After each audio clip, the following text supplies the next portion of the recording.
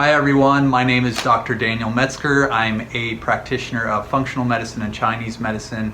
Today I'm going to talk a little bit about the role of mitochondria in chronic fatigue and in fatigue post-exercise. So as we know, the mitochondria produce a lot of energy for the body. They produce ATP, the energy currency of the body, but they also produce something called reactive oxidative species, ROS.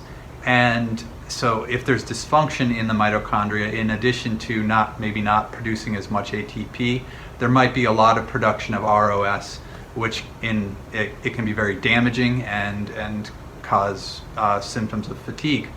And this can happen with, for example, athletes. They might be on top of their game for a while, and then an imbalance in the mitochondria occurs. There's a lot of damaging ROS being produced, and suddenly post-exercise there's a lot of fatigue, and they just can't perform as well as they used to. So probably the most important thing in this case is antioxidants. Any antioxidants are going to be great. Anything that you can get in your diet is going to be great. But the mother of all antioxidants is glutathione. Eventually, all antioxidants have to lead to glutathione, and then glutathione takes care of it. So glutathione, very important. Other supplements are important: vitamin C, B vitamins, CoQ10, PQQ. These can all be very important.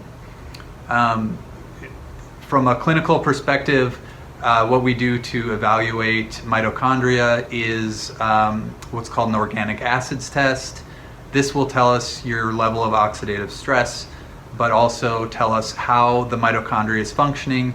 If there's something in the process that isn't quite working right, then there are things that we can do to correct that. Also, it can tell us if there's a low number of mitochondria, which would mean that you are unable to produce enough ATP for what your body requires.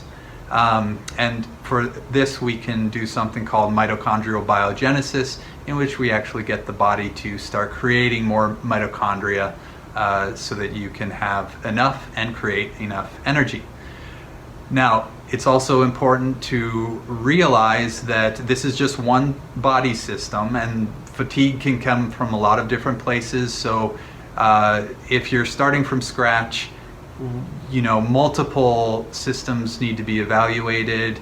The adrenals can also be another area where fatigue comes from. Gut infections, there are lots of hidden gut infections in the population that people have no idea are there because they might not even have digestive symptoms, but it can come out in different ways, fatigue being one of them.